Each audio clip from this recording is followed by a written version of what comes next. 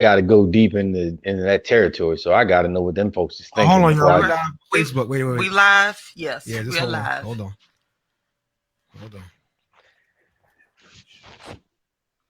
Oh, thank you.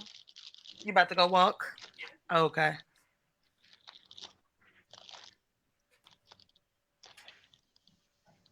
Rob, Y'all come on. make sure you all for you're not on on the other laptop, right?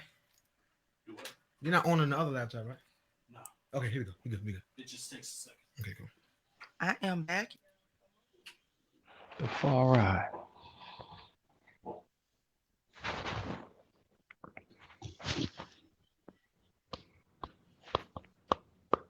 Love, relationships, and marriage from the male perspective. Now it's You've Got Mail, Messages from Him, with Tashawn and Friends on WSTN DB HD1, Atlanta, Charlotte, 102.6, The Situation. I think what you're trying to ask is, why am I so insistent upon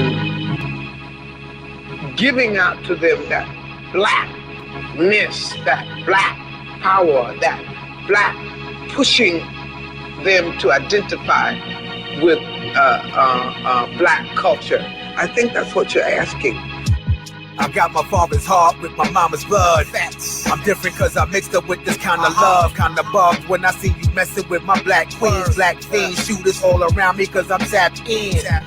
Always on the move, never trapped in. Give love to my brothers cause we all in. Now it's all win. Create generational wealth for our grandkids. It's raw synergy, energy for my grandkids. You take over, it's over right where you're standing. Black blood in my veins, giving me understanding. Black queen on my side, giving me crucial balance. Queen, baby. Real peaceful, never violent. But I'm ape on beats, forever candid. I'm not your ordinary. I'm kinda healthy when you break bars down. This is my commissary, y'all. I have no choice over it. In the first place, to me, we are the most beautiful creatures in the whole world, black people. I mean that in every sense, outside and inside. And to me, we have a culture that is surpassed by no other civilization. We don't know anything about it. I don't need your approval, homie. Nah, son. Orchestrate a plan for your removal, homie. Facts. I'm all about my peace of protecting our queens. Our youth in the streets be feeding the fiends. Y'all. Melanin brothers gon' change that. Right. Black man empowerment, we gon' change stats. Stats. Black man, we need it all over. Time to fight the wolves and feed them the vultures. Create businesses, give our people some culture. There's wealth in this land, Da Vinci the code, son. This is simple mathematics. I don't partake in destruction, my mind crafted. I do partake in uplifting the black people. I'm a pop sequel, fear no man, we're not equal. Homie. This is real life and not the regals. Eating superfood so I can continue to feed you. My job is to somehow make them curious enough or persuade them by hook or crook to get more aware of themselves and where they came from and what they are into and what is already there, and just to bring it out. This is what compels me to compel them. And I will do it by whatever means necessary. Black greatness at its finest. Talk black to me, Johnny Prince, your Royal Highness. Black greatness at its finest. Talk black to me, Johnny Prince, your Royal Highness. Yeah. Yay!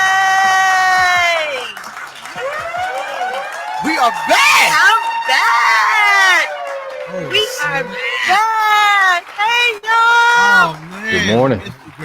I missed y'all. This is what's up, girl. It's so good to have you back, girl. Y'all. That is the God's honest This truth. is what's up.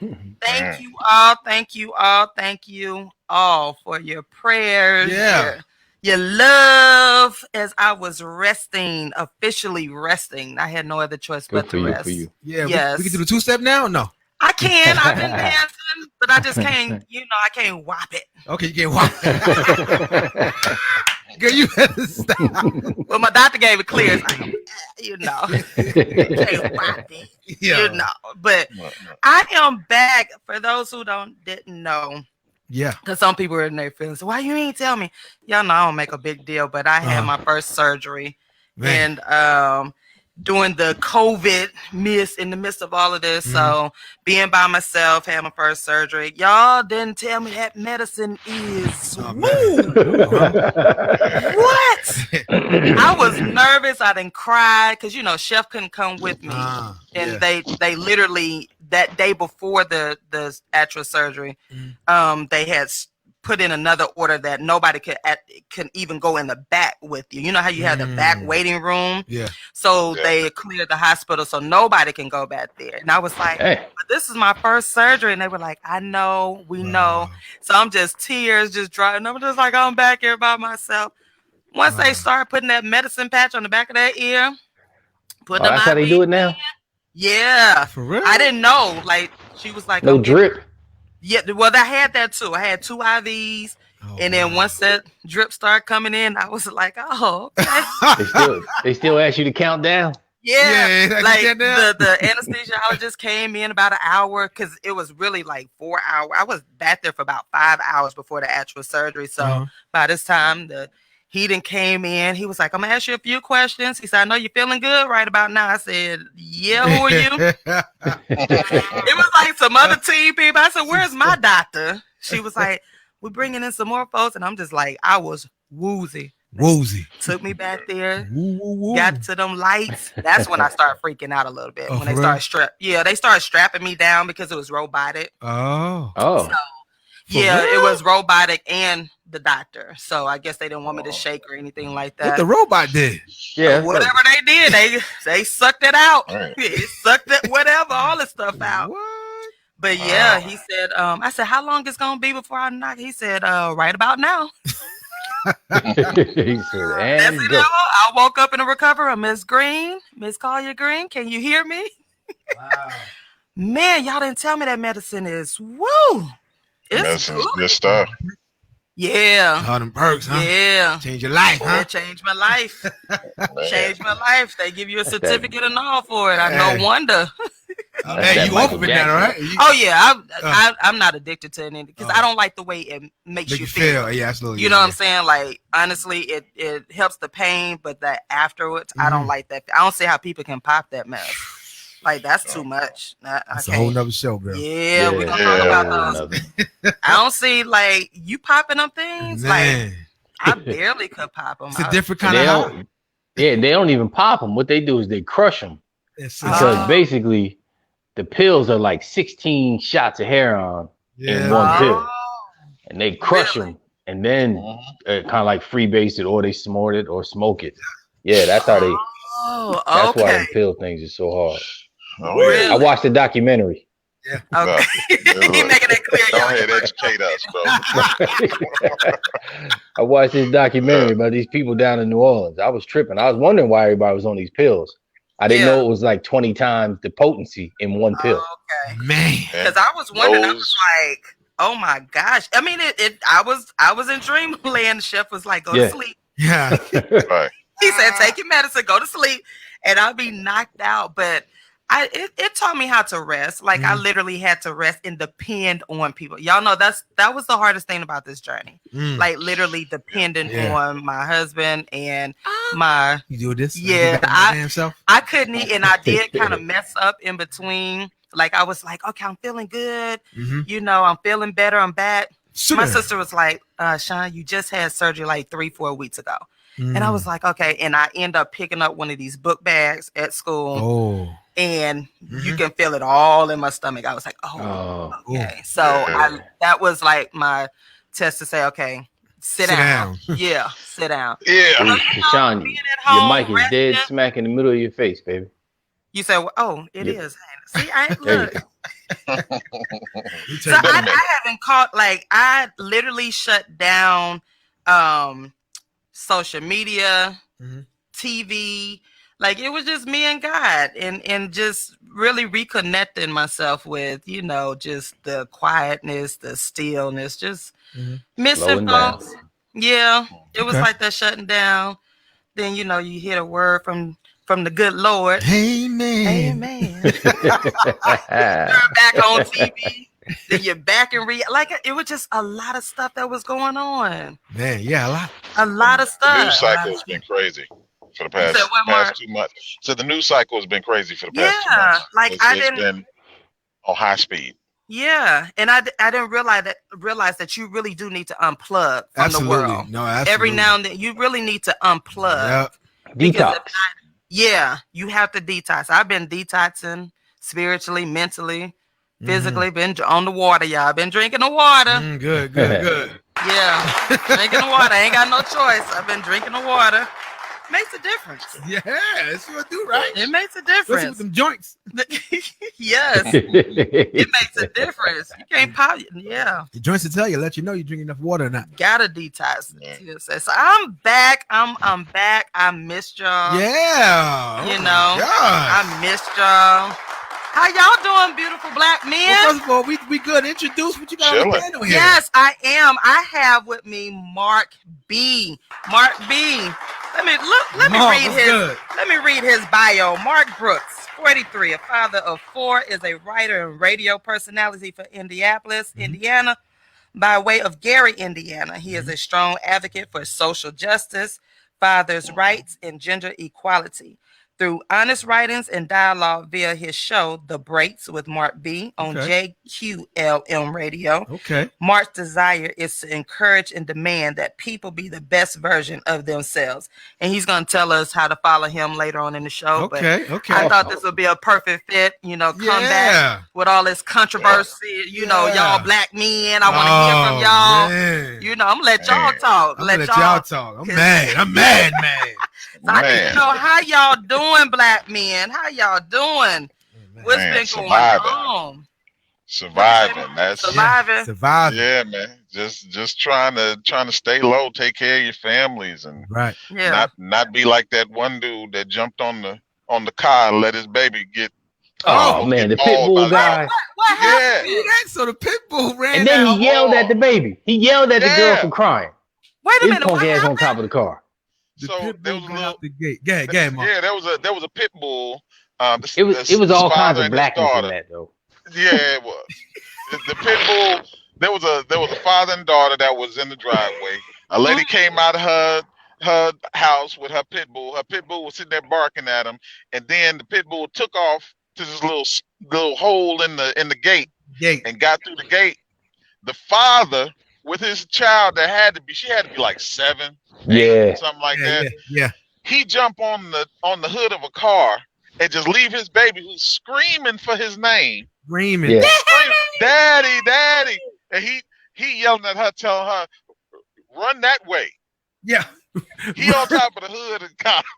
And they told her stop all that crying. And they told her stop all that crying. Wait, he's on the car, but she's still standing out there. She's still the dog. Yeah. Oh my. So let's talk about exactly how black of a situation that was. This is a joke. What?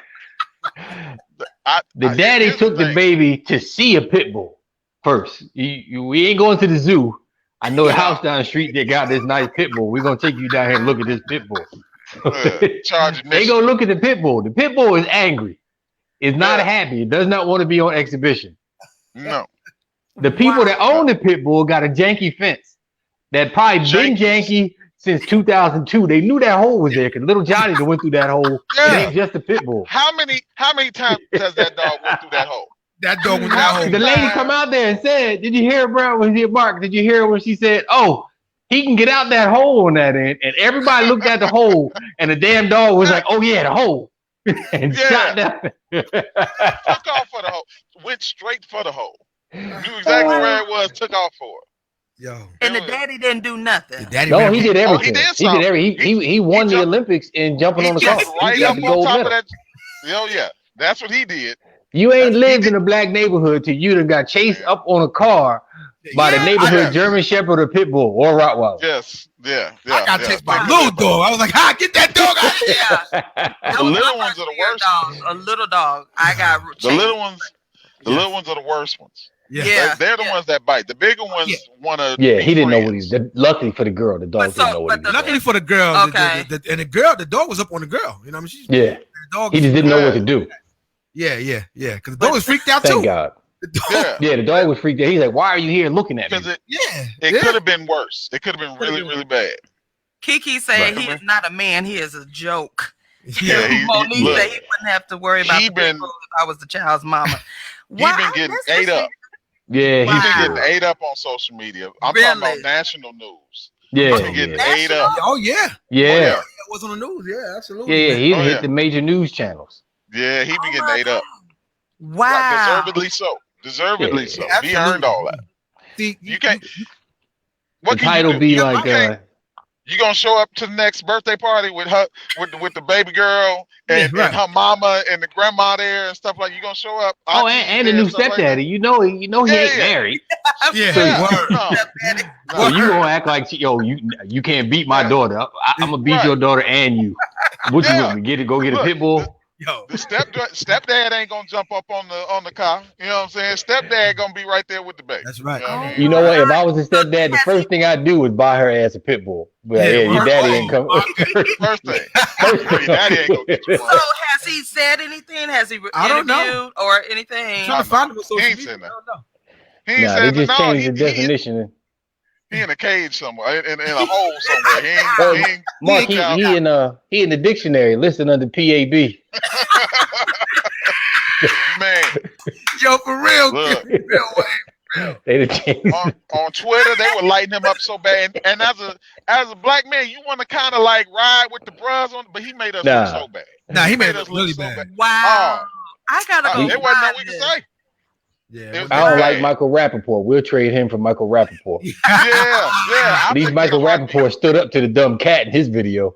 Yeah. Man, look, he made us look real bad. Real bad. Yeah. Oh, it was horrible. I gotta find this video. It's all over. Yeah. It's all over. Just type in "man killed my dog" or something. Yeah. Something like that. Man abandons child. Yeah, abandoned man, father abandoned child. Talking about we want to look at the dog. Yeah, boy, look. It was horrible. Man, you've got mail messages from him. Would you consider that a weak man? That's the dude that gets up on the chair at the house when the mouse come in. Your first he the type. You ran. Yeah. Your first instinct was to run and lead it. You know you had your little baby. Yeah. You had no regards to the baby, your child. Right. There's so many levels to it. Your first instinct as a man is to protect anybody that you love. That's absolutely number one. Before you even think about like I'm in danger, you think about protecting the person. That's why we do stuff like jump in front of somebody who got a gun pointed at our woman or our kid. That's the first instinct. Yeah. So you bypass that first instinct, and then the secondary instinct of protecting your child, third instinct of your baby girl being precious. You done bypassed all of that. Yeah. Jump on top of the hood of a car. There ain't no coming back. There's no. What are you gonna buy her? What you right. Well, I think he's lacking. You know how they say parenting is cultural. Yeah. So nobody, and when that man was a child, nobody loved him enough to put that arm out when they hit the brakes to save him in the car. Yeah. So he never had that experience of somebody's first initial thought being your safety. Now you got a seatbelt on, you got brakes, you got an airbag. To this day, if I slam on brakes, my hand go like this if my wife's in the car. Absolutely. Or my son did. My son he never had that experience. And that's still my first instinct. Yeah. You know what I'm saying? He bigger than me, can probably put his arm out and keep me from going. Right. It's still my first instinct. Absolutely. Right. As soon as I saw the girl, as soon as I saw the dog go under the fence, my mind flashed to throwing the baby on the car. Yeah. They throwing the baby on the car. That's what I was doing. And when I didn't see it, I was thrown for a couple seconds. I was like, well, how'd the baby get out of there? And then I heard her cry. I'm like, this is 30 minutes worth of thoughts went through my mind in that split seconds. In that split second. Me too. Wow. I had to watch it 3 times in order to process what I was seeing. Because I was like, well, I know he didn't leave the baby there. So did the baby jump in the car? Or the baby split. Baby's gone. Like, that's how. I gave the baby all kinds of resources. I said, well, in my mind, she's probably like the 12-year-old 800-meter champion. Right, and she just took off because she's a champion. He just was too fat. Yeah, so he couldn't go. Yeah, like, and then I was like, this poker. That is what you say. It's bad.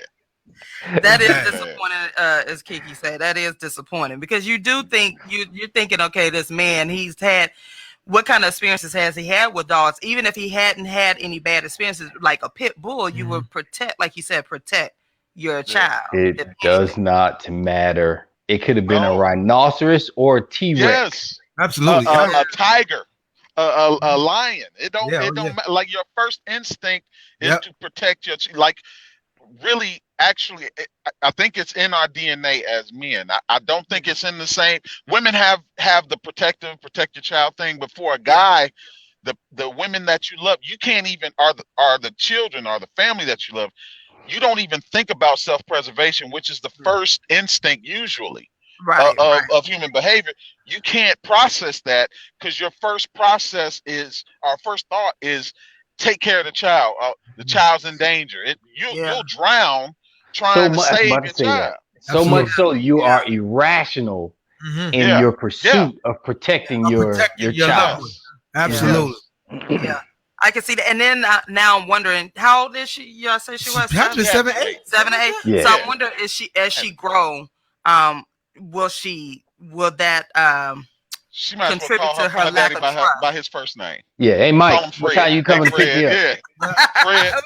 Hey, what you got on my child support, Fred? Hey, look here, Fred.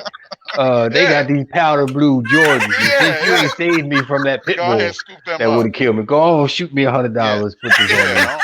You don't even got to never forget that. She's old enough. So you don't think she won't trust her dad again? I don't know. He ain't the custodial parent anyway. Clearly, his ass. He just happened to come back. He'd have missed 5 appointments. Happened to walk, got dropped off up the street somewhere. Walked his ass down, saw a pit bull, and was like, "I could save some money instead of taking her to the zoo. I'm gonna take her to see this calico pit bull." She just started calling him daddy last week, and he messed it up already. Yeah, he messed it up already. I bet his daughter cussed. She probably was like, "Damn it, Fred! I don't know." She don't have no damn parental guidance. You know it got back to mama before the car stopped, right? Before he even got back home. I'm already questioning mama because mama chose Fred, knowing Fred. Clearly, Fred had these issues before he hit the whack. Beat him up. Like she must have used Fred or something. Like Fred has no masculinity. Y'all are not letting up off this man. Oh my God. No, that's Fred. He ain't a man. No.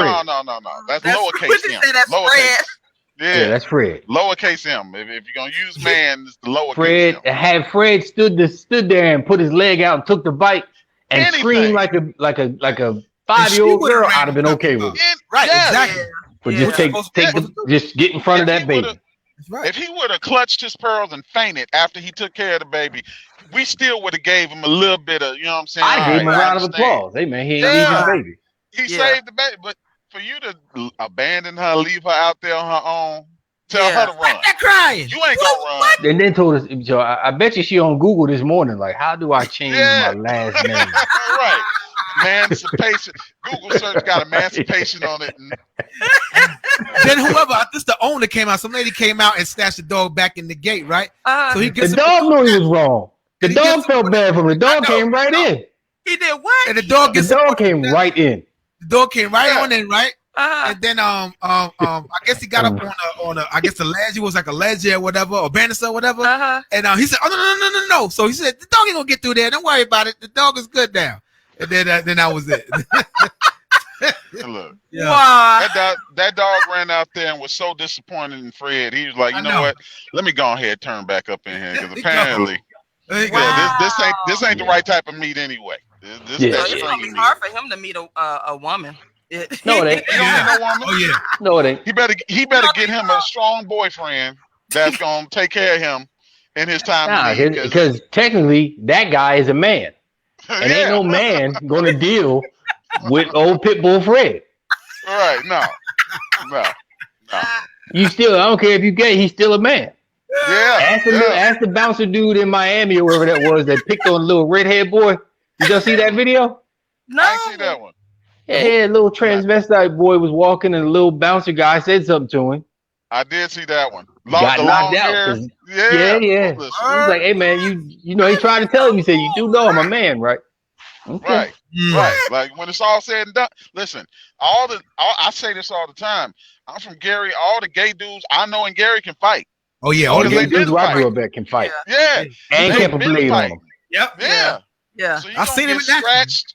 You're gonna get scratched, punched, and kicked all at the same time and try to figure out what happened. You know what And I'm that still ain't as bad as the trauma No. of seeing your daddy leave.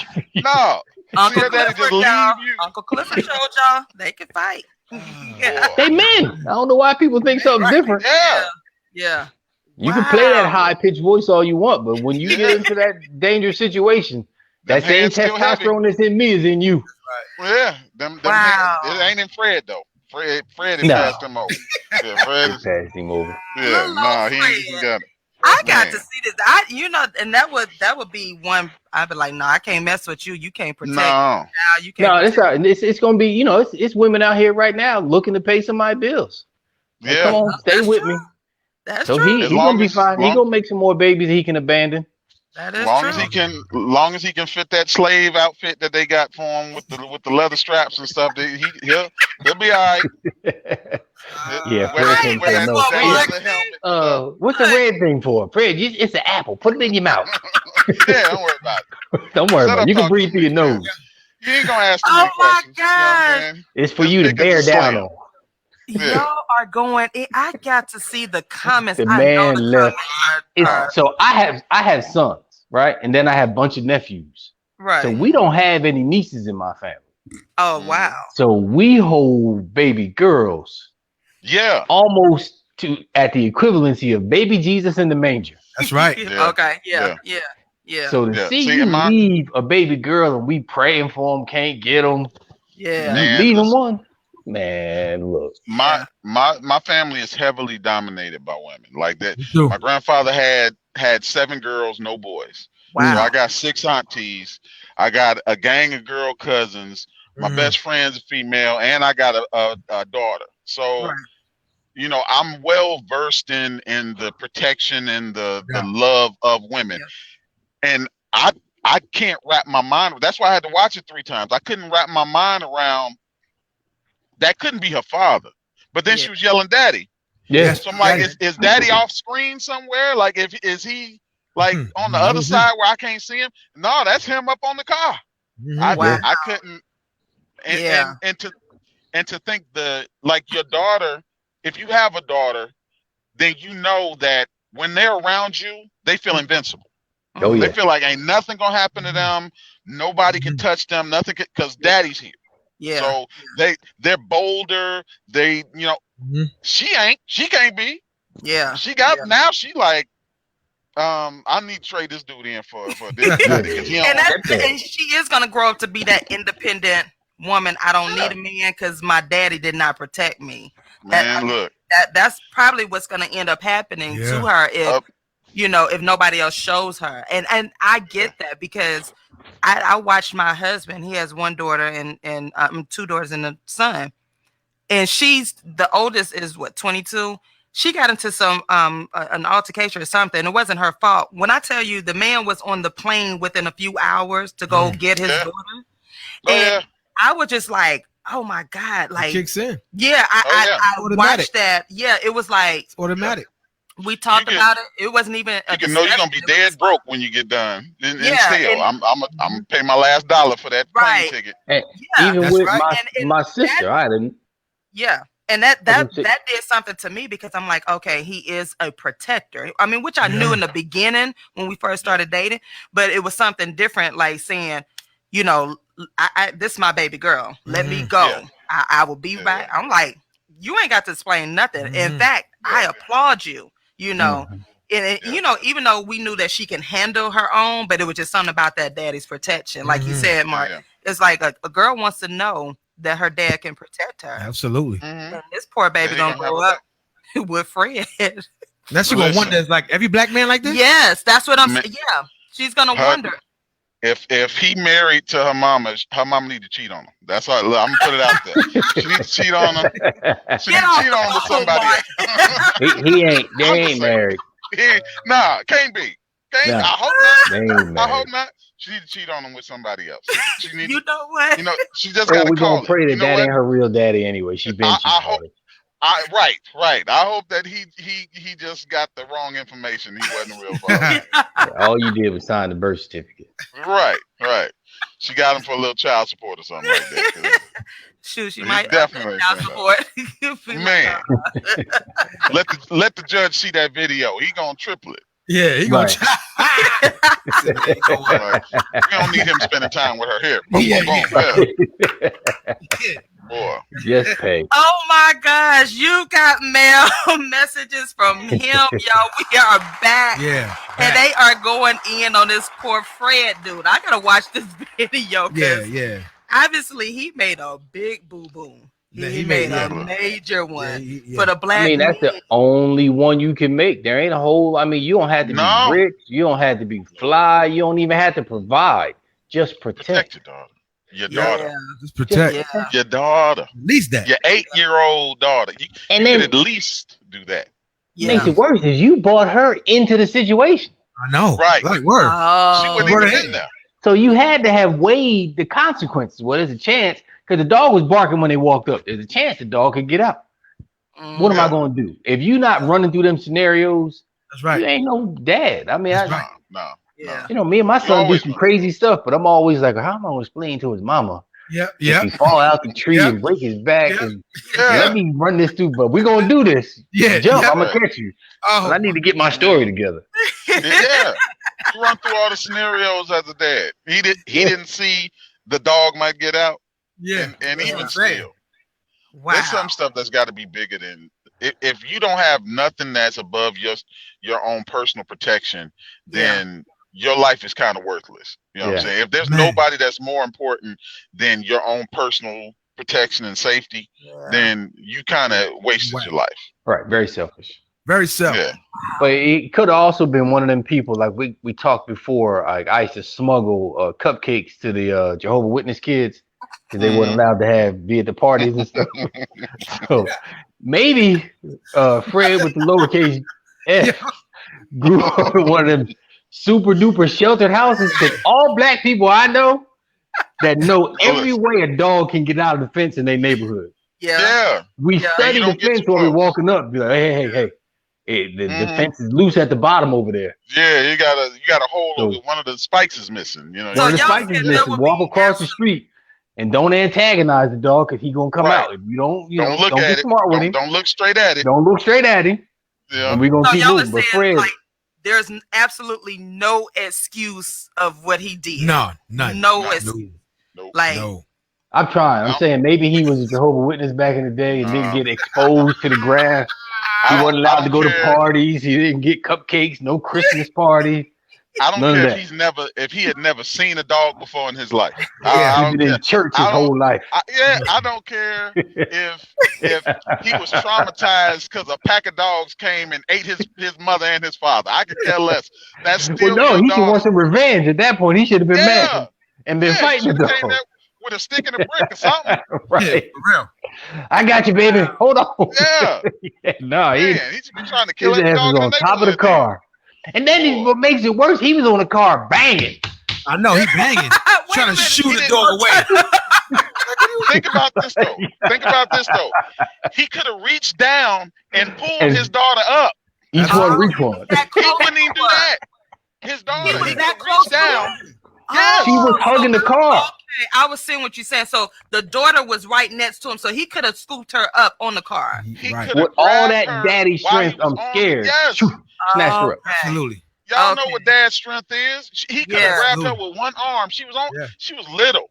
She was little. Even if they didn't jump on the car, he could have lifted the damn car up and they could have rolled under it because he'd have been scared. You know what I'm saying? Wow. That dad's strength to let you do that. When you watch it, I gotta watch the it. Scramble that this dude makes, like his foot might have touched every third try because he was moving so fast. Wow. I don't even know if I want you to watch it because I don't want you to think of us differently after you see this video. Don't even watch it, please. Yeah, because it's possible. Yeah. You come back on the show. Come back on the show with a whole different attitude and be like, listen, set you back. You're just gonna do the show with me today. Yeah. Just angry. Yeah. You're gonna go home and be like, you know what? Exactly. Well, you know, I know how to shoot a gun now, y'all. Yeah, so, I saw the video. What? Not the you ain't gonna protect me? Not the pew pew. I wouldn't do that. Pew pew pew. You heard Mark said not the pew pew. Yeah, I told her not pew pew pew. You can't do that. Yo, pew, pew. That's some old boogaloo 45 stuff right there. They said it's all on social media. Yeah, I'm like, you can't protect me. That's all right. I got something now. But I hope somebody get her some self-defense lessons, because you know her daddy ain't gonna do nothing for her. Yeah, because I mean, all jokes aside, that will set you as a girl. You know, you want to be protected. Like when you say, every little girl and woman wants that protection, even though you know. Like me and my sister, we're independent, but at the same time, we know how to protect ourselves. But when we're with our men, we want to feel protected. Like it's just something about y'all, you know. I mean, just lose the fight. Yeah, exactly. lose the fight, but just there's situations where you have to fight. Yeah, he had to stand there, because he might be, you know, just imagine how good his daughter would have felt, because clearly the dog didn't know what he was doing. It wasn't gonna bite him. Right. Imagine his dad would have stayed there and yelled at the dog, and the dog ran off. Yeah. Now you're a hero. You're a hero. Right. Yeah. Don't be big. Don't be big for nothing. You know what I'm saying? You know, like Luke Longley from the Bulls. Just standing there for no reason. Just big for absolutely no reason. Don't do that. He was about 3 times his daughter's size. And he hopped his big tail up on that car. It didn't even reach an arm out to pull his daughter up. Yeah, didn't even have that. He was 3 times the doctor's recommended size. True. Yeah, I think that would have pissed me off, not seeing him, not even attempting. I was mad. I was pissed off. Yeah. Because you know they're amongst us. Those types of men. Yeah. I don't like it. It's crazy. Wow. And it could have went so bad. You know what I'm saying? And imagine we're talking about a little girl mauled by a pit bull. Absolutely. And for whatever reason, and the father was right, and they always maul the girls in the face. In the face. Yeah. They always dogs instinctually go for like the most sensitive parts of an animal. So they're gonna go for your neck. They're gonna go for your arms. They're gonna go for your face. We could be talking about a little girl that's mauled right now while the daddy was sitting there up on top of the car. Yeah. What the dog would? What? I wonder what he would have got down if she got bit. That's a good question. No, she wouldn't have got down. You don't think so? All jokes aside, there, you know, especially in the business that I'm in, not everybody has that thing where they say what they would have done. Yeah. Clearly, I hope that he has some other redeemable skills, because courage on the battlefield aren't it. You don't get do-overs in those situations. No. Yeah. So I don't think he would have helped at all, just based on his initial response. Yep. He need to have another kid, because that situation is already done. He's ruined that one right there. Make another one. Yeah, make another one. Wrote him off. Start all over again. Start all over again, man. Run it back. Run it back. I got next. Small child knowing that her father failed to protect her. Yeah, man. And Olivia said she's heard stories where the father is being shot at and they use their child as a human shield. I've heard that too. Yeah, I don't have respect for men like that. I don't. Yeah, I don't have, because I've always been surrounded by protection. You know, even though my father taught us how to protect our own, because his reality was, I'm not gonna always be here, and sure enough, he's not. But I knew as a child, my dad protected us. That was, I've seen my dad get into some fights over his family. Absolutely. So it was like and even with my husband, I've seen the protection, you know. Shoot, we had an incident. It wasn't really an incident last week, but you know, I'm a renewed woman, right? So you know, we got a new couch. So he puts the couch out there, and I call for Salvation Army to pick it up. But you know, because of the scheduling, it was like September 22nd. I put a sign out there every time I put stuff out there for them to pick up. I put a sign out, Salvation Army, whatever. And so the person from the complex comes down, knocks on the door, And I'm like, yes. He was like, oh, you can't have this out here. Now, first of all, we're in a cut, so it ain't bothering nobody. We talked to our neighbor, ain't bothering nobody. So I said, sir, I'm playing the mama. I just had surgery and you are stressing me out over something I cannot control. So, I would handle it, but then I said, you know what? Let me tell, I did just like that. I said, that's all right. I'm about to tell my husband. Oh, for real? Look, he came out there chest all poked out. Yeah, right. I was like, what's going on here? Because I knew he wouldn't have done that with my husband. Yeah. White men try to do that with black women. And I was like, at this point, I was like, you know what? He was white? He wasn't white. He was, I think, Puerto Rican or something like that. Okay. But he had that say, he kept trying to get louder with me. Ooh. And I said, I'm not going to put on the angry black woman face, as they always would say. So I said, you know what? I said, never mind. I said, I'll let my husband handle it. I closed that door. I got up, baby. All right, so I'm a devil's advocate in this situation. But I mean, the honesty, if the rules say you can't have a couch out there, you can't have a couch out there. Well, we could, but he just decided, because what really ticked him off is when he told me that I had to go take it. He said, well, just take it up there. I said, well, sir, how am I going to take it up there? I said, we can't, it's being scheduled. So it's never been a problem before. It's never been a problem before, but he figured he can talk to me any kind of way. That was the whole deal, because he started with the whole, and then he said, well, what you are going to do. Oh, that's what he said? Yeah. Oh, that's what he set it off. Ooh. Yeah. That's what really set it off, when he said, well, what you gonna do? Oh, yes. You wasn't white then. Yes. And that's what set it off, because other than that, we've never had a problem with it. You understand what I'm saying? Like, we've been there. I'm just a rules guy. Right, I am too. Before my wife does something, I'm always like, what the rules say? What can, let me see it. But that's the thing about it. The rules say I got a temper. Have it, but it was just the fact that he didn't like he didn't like the date on there. And I said, well, sir, I said, that's beyond our control. I said, but if we can get it away, we will do that. If we can get somebody to haul it away before then, then he said, well, I'll let you do it this time. Oh, you gonna let me do? Oh, okay. So that's when the whole and I was like, my hormones stop with that. You ain't shoot nobody over no damn couch. That just looks like the dude, dog. You gotta be careful what you put out in the atmosphere. Having shot at people and been shot at. I let him know. Incident. I had to let him know. You know what I'm saying? You did, because he wouldn't have approached your husband like that. That's the thing.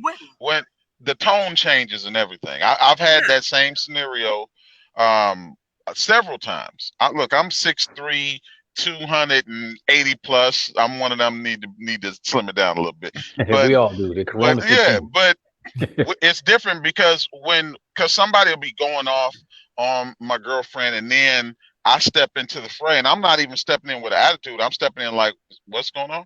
And and all of a sudden the tone changes. All of a sudden it's a softer tone. Well, I was just explaining to her. It didn't sound like you was explaining. It sounded like you was like fussing at her or something like that. And, so it's different. And if that's the case, then you're wrong. Yeah. You know what I'm saying? And my approach in those situations is always a little different, because I'm 47, I'm older, but I still got live wire in me. So my approach in all these situations generally is, I'm sorry, it's on me. Because when I go, I'm gone, and then I'm scarred up, and and everything for a reason, and handed out stitches and beatings, and and most of the time Charmaine was with me, because we've been dating so long. But I'm just like, we sorry. What else? How do I get this? Because when you get fly at the mouth, there ain't no we ain't talking about it. See, the problem is discussing this. He handled it really well, because he came back. He was like, I got it straight, and I was like, I appreciate that, but it was just the fact of the protection. I knew, and he didn't. Chef, controlled his, but he let him know. He was like, hey, if you need to approach us about something, approached me. He was like, you never had any problems with us. We've been there 6 years. You never had a problem with us. You know that we don't just put stuff out there. It ain't nothing raggedy, but under the circumstances, Salvation Army can't get to us. But so happened somebody came by and got it anyway. Somebody was like, y'all giving it away? We were like, yeah, take it. But it was the fact that he thought he could talk to me any kind of way. Yeah, and we've had those circumstances with that company because they don't have anybody of color in the office. Okay. And so the guy was Puerto Rican. Huh? Oh, well, yeah. The guy was Puerto Rican. Yeah. He is black. But he don't act. He don't. Sometimes the Latin brothers be, they be codes flipping. They be thinking that we light skin. Yeah, it's some, not all. It's so I knew then. I was like, okay, but and I was like, okay, let me not get the head rolling and all of that. And I politely was like, sir, I can't. But when he started telling me what I am going to do, and his voice started, even my neighbor heard, I had a witness. So even my neighbor, he was like, oh yeah, he tried to get a little indignant with you, like over something. And that's when I was like, okay, because usually I can handle it. I would handle it. But under the circumstance, I was like, I'm not about to get stressed over something I can't control. It's not like we do this all the time. This is like once in a year. But see, that's how, when you looking at it from a property owner's perspective and looking at your property value. So if you do it today, somebody else does it tomorrow, somebody else does it the next day, and you got 5 couches out there. Right. From a property value standpoint, somebody has to take a hard line in saying this cannot be allowed. And I have to address it as such because the overall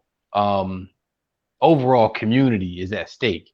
And it only takes, it's like when you move into certain neighborhoods, people don't get this. Like, so most of us grew up that if there was a green trash can somewhere, we was dumping our extra trash in it.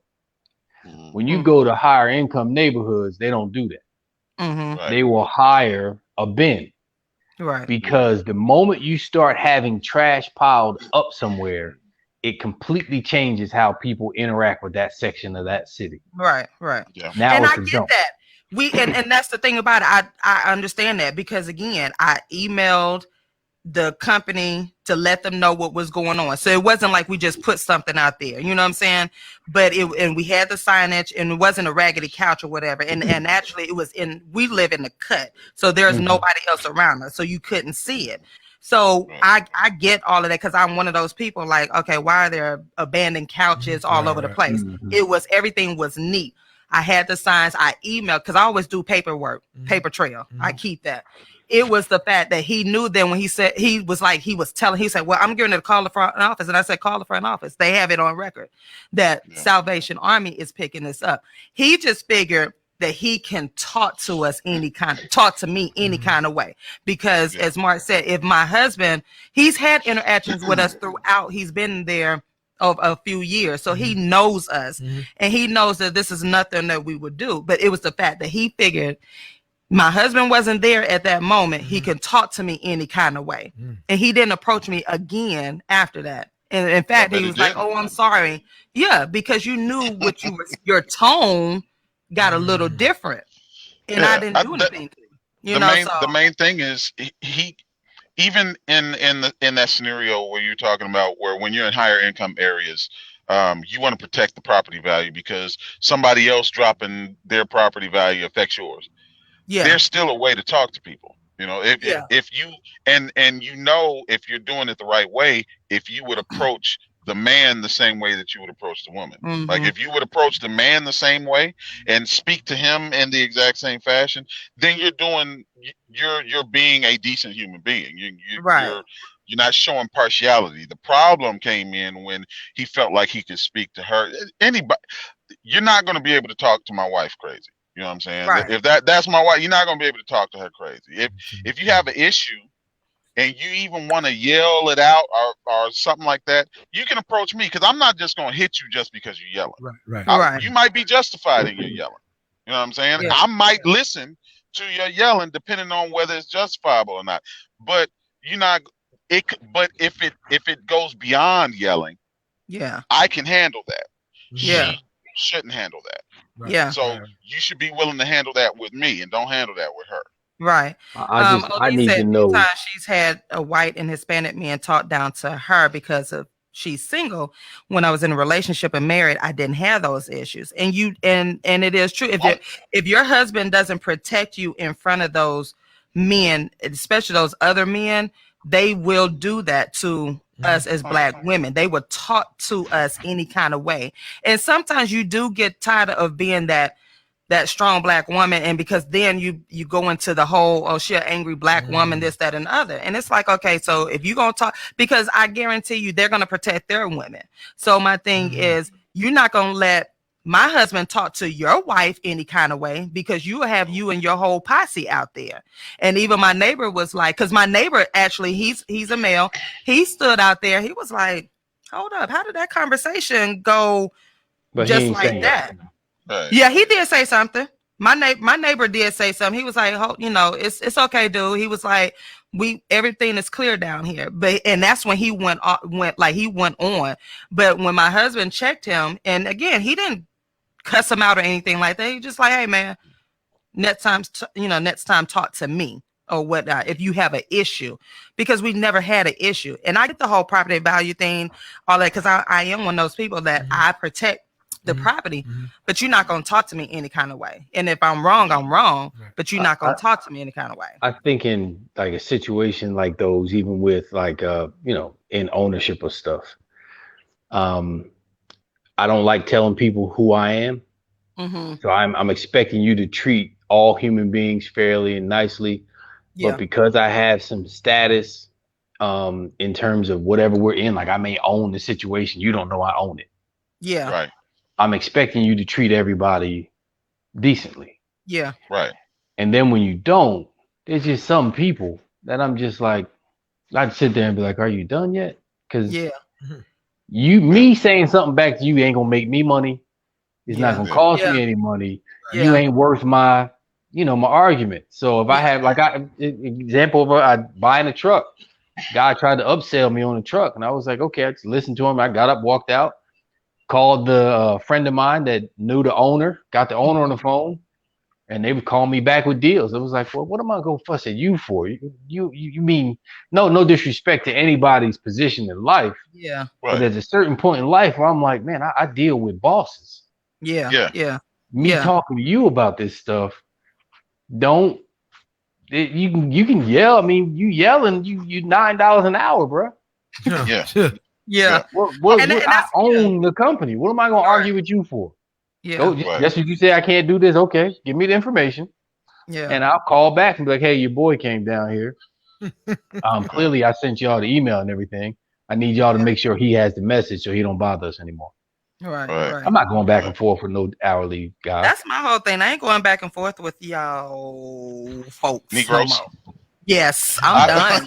I done changed. I done done, because y'all know me. I go back and forth with you. My husband, he'll tell me. He said, if it ain't no money in it, my point across. But at this point in my life, I'm like, man, no, you can't. So you've got mail messages from him. I got Mark B, Farmer Wayne, DJ Johnny Prince. Yeah, we missing Motivational K.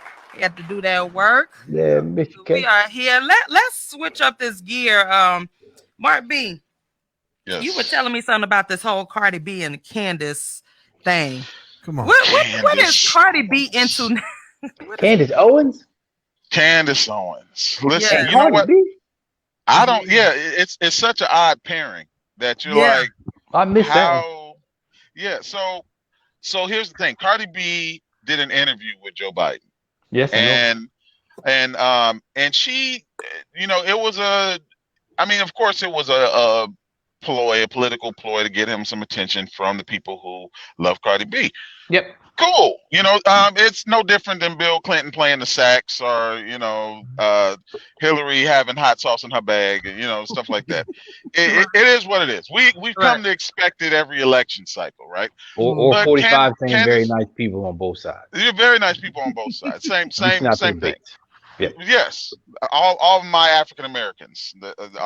We expect that, right? But Candace Owens apparently was perturbed, I guess is the term, that and she took exception to Joe Biden using Cardi B as a tool to get votes. Yes, Candace Owens is defending Cardi B. Yeah, she's defending Cardi's honor. No, she wasn't defending Cardi B. Okay. She took exception, and she was upset with Cardi B also, and basically called Cardi B stupid for allowing herself to be used by the Democratic Party. Now, full stop. I think she was mad because Cardi was taking her gig, I guess, because you think that's all Candace Owens was going in on Cardi B, and Cardi B responded because Cardi B is going to respond, and then Candace Owens responded. It's two different things. You know, it's one person who thinks that they're very intelligent because they can articulate. And then it's another person who's smart, who just isn't good at articulating. Yeah. And people who can articulate very well mistake themselves for being very, very intelligent. Absolutely. When the only thing that they can do, they don't know how to think, they just know how to speak. And there's people who know how to think. Cardi B has really surprised me a lot. Yeah. With thoughts that she's had. Her articulation is her articulation. She didn't go to the schools or have the privilege or have the background that Candace Owens has. But things that we don't have to worry about with Cardi B is her saying stuff like racism didn't exist until Barack Obama showed up, and then forget about the fact that she sued her school in high school for racial discrimination. The NAACP. Right. Used the NAACP. I read that. But racism I didn't know that. Didn't exist. That wasn't racism, though. That was something else. So they've been going back and forth. And, of course, Candace Owens has been using this to get as much traction as she can, because you know what the Republican Party does once they get done with Negroes, that cheerlead on the side. Yeah, ask Michael Steele.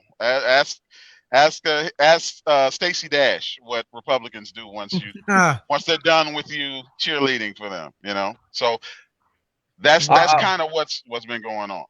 So, and then she said that she broke her. I think that was that last tweet.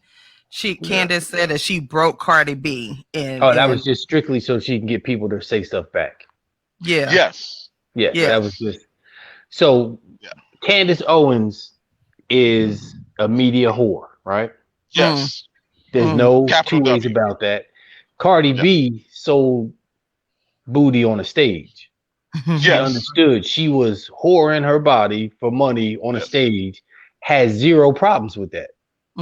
Candace doesn't understand that she's a paid whore.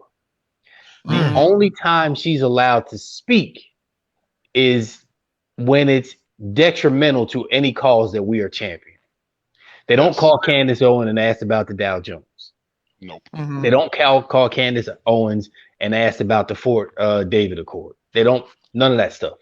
Candace Owens is strictly there to be the black white supremacist voice of the Republican Party. Really? And I even I give Michael Steele a pass that he really tried to do some things. He actually did a Republican in name.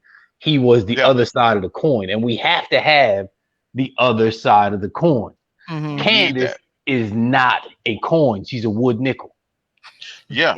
She's not even smart. She's really not intelligent. If you break down the things Colin War is not smart. Candace is not smart. And just because that brother passed the bar does not mean he's smart. It means he could memorize and regurgitate. So I'm gonna look it up. But I know how you know Cardi B is smart. You ain't heard her in no tax trouble. You ain't heard her losing no money. Nope, that's true. So the girl is smart. Yeah, she put it together. The other thing to think about is Cardi B is exceptionally more successful in her field than Candace Owens is in her field. Right. Cardi B is top 2, top 3 in her field. Well, Candace Owens is begging for a spot on somebody's late night show in her field. Yeah, and it's sad when you see people like that desperately, basically whoring themselves to sell out the culture. Like, yeah, I am here to sell black people out. So I don't know what the injury was to Candace, but it must, in her mind, Candace is the little girl whose dad left her with the pit bull. I was thinking about that. Like, what? I don't even think what made Candace? Because I didn't really know anything about her. Relates to black trauma. Let me tell you what I've gathered from about Candace Owens.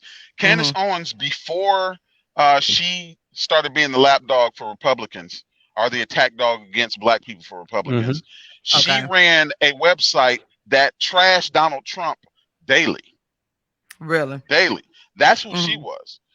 Once she saw that there was a lane for her to garner attention by hating black folks, and saying she's the Jason Whitlock of politics. You know, she's been in this game a good decade now. It ain't just been with since Donald Trump got elected. She's been a black stepping fetching Mickey Vicky for a long time. Before Donald Trump was elected, though, she ran her website was anti everything that she's talking about now. Right. So there's some people that I know that do radio who they're sensational. They want sensationalism. They don't care. They don't really care about the things that they're talking about. They don't have an agenda that they're trying to push. They want as many clicks, as many eyes on them as possible. So they sacrifice integrity in order to garner attention, because what they want is notoriety. Candace Owens is that person. She doesn't have. There's no love of black people that's propelling her to try and do this whatever Blexit that she's been trying to push it for a minute, and ain't nobody picked up. What's the brother's name? She was an acolyte of. He used to be on Sirius XM at 6 o'clock. He owns a gas station. He's from South Carolina. He's the guy who wrote the op-ed back in the day to get before got paid $750,000 to start the mass destruction, weapons of mass destruction. What's his name? He's come on right after Karen Hunter on XM radio. And she's his acolyte. She's one of his people, and she went far right of him, and he was entertainment. And he got hold of some people that started putting her like on TBN and on the different Fox shows as a commentator. And when Shermichael, what's the guy, Shermichael Williams, whatever, when he came along, that kicked her out of that space, because he was a logical guy. He happened to be conservative, but he wasn't selling us out. Right. So I'm trying to think of the brother's name. You all know him. When I say his name, you'll know him. He not quite the Colonel West guy, whatever his name is, but he's got a radio. He owns a radio. Tavis Smiley? Not Tavis Smiley. Same age group though. So for the audience, right? Let's for the audience. Candace Owens is Joe Biden's running mate? No. No. That's Kamala Harris. Kamala Harris. Who is the? That's okay. So here's who Candace Owens is. My bad, yo. Candace Owens. Look, everybody's face scrunched up on that. Oh. Candace Owens is a black. The black lady who is what they will call.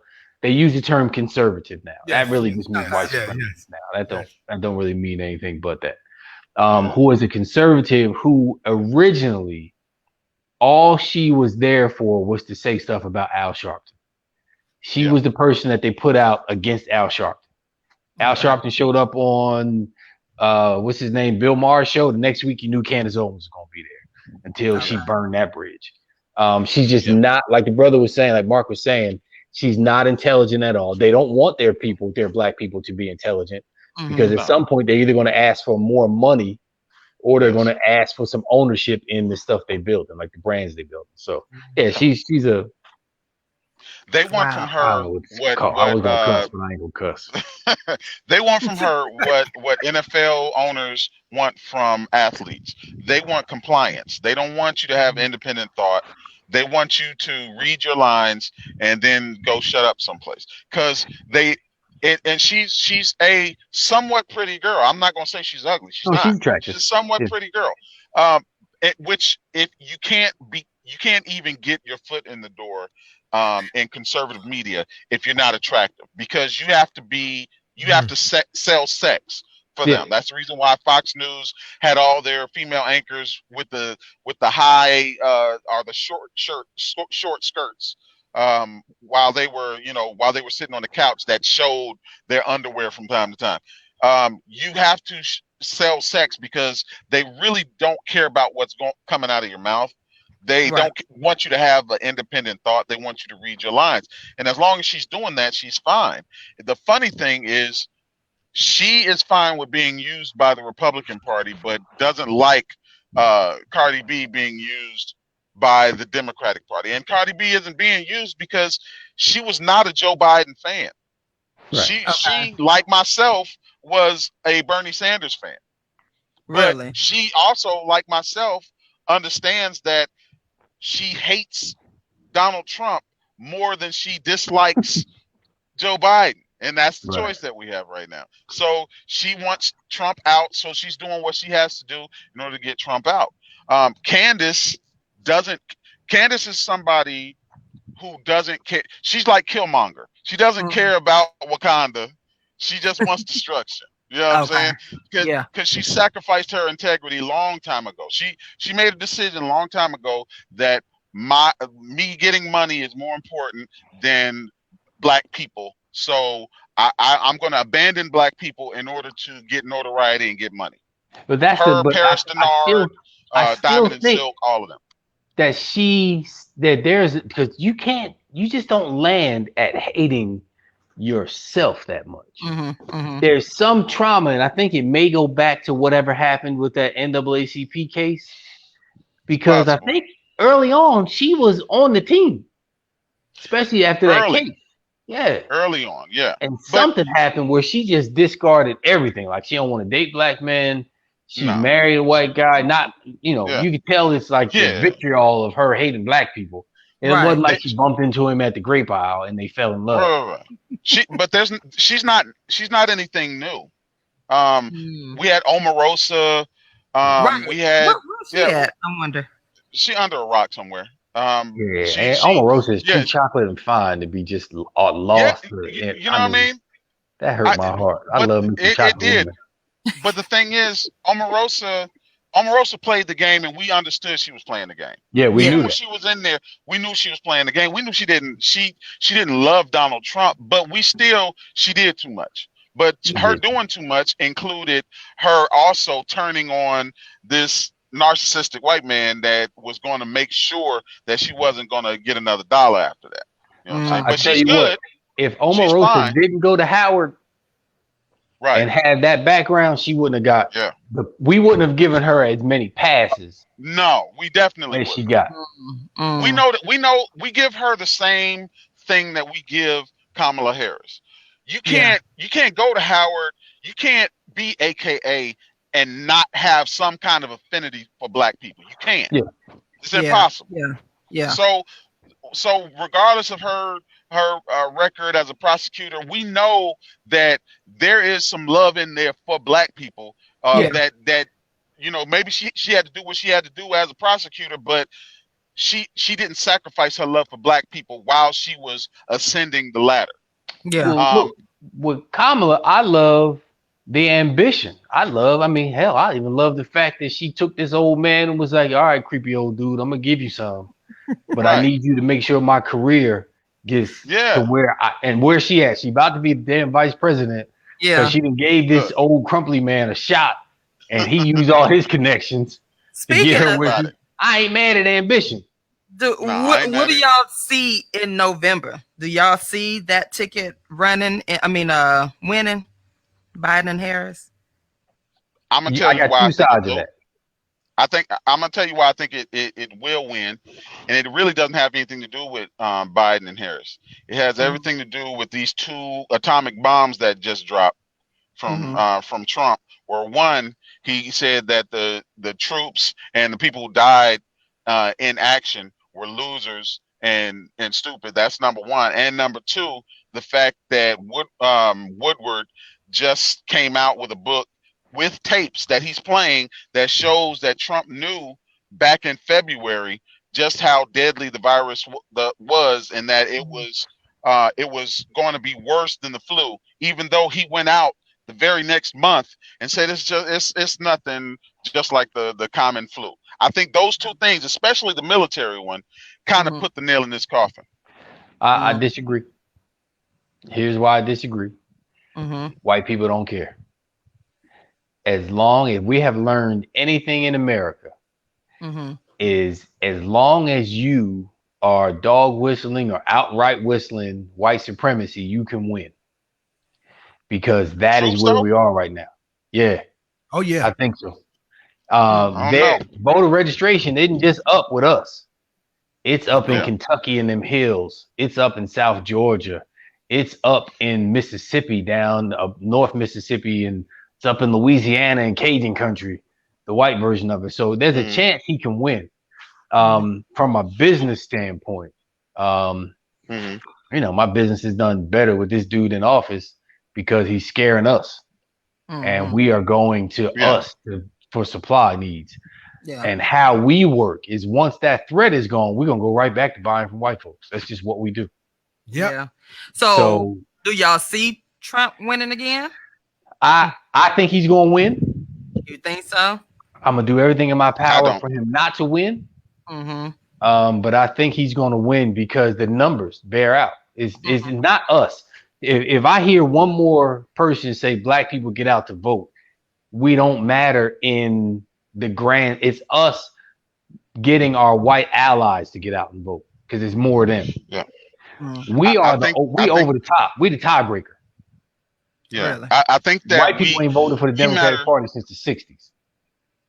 I think that we matter because we matter to the Democratic Party. Because without our vote, the Democratic Party would be embarrassed every presidential election. But I think that he sealed his own fate because he doesn't know how to not put his foot in his mouth. He's so narcissistic that he doesn't know that there's certain things that even he can't touch. And I think that the military is one of them, because all those people that's hollering, you know, this is America and love it or leave it, those are veterans. And those are people who want to be veterans if they wasn't veterans. Those are people whose daddies fought in wars and stuff like that. I think that this has legs more than anything else. I don't think that the Democratic ticket is what's going to win this election. I think Trump's mouth is what's going to lose this election. They don't care. White people don't care. They don't care. Will we get another stimulus check though? Nope. They ain't giving us no money. We ain't getting no more money. Same thing. Just think about this stimulus check. They are as poor, if not more poor, on the like white people dissect their community, right? On TV, they'll say the white community, but it's poor white people who act as the meat shield, literal meat shield for rich white people. Oh yeah. The poor white people have said, yeah, the stimulus was nice, the Obamacare was nice, but if our boss is telling us no, because we can now stay ahead of white people, black people. What Lyndon B. Johnson said, as long as you give a white man something somebody to look down into, they'll open up their pockets and let you pull all their wealth out. They could care less as long as they have us to look down on. As long as they want to picture us as rioters, picture us, the whole with the Black Lives Matter people now yelling at people, that's gonna make Trump win. Every video of them yelling at somebody in a restaurant or yelling, the looters, everybody knows that's anarchists.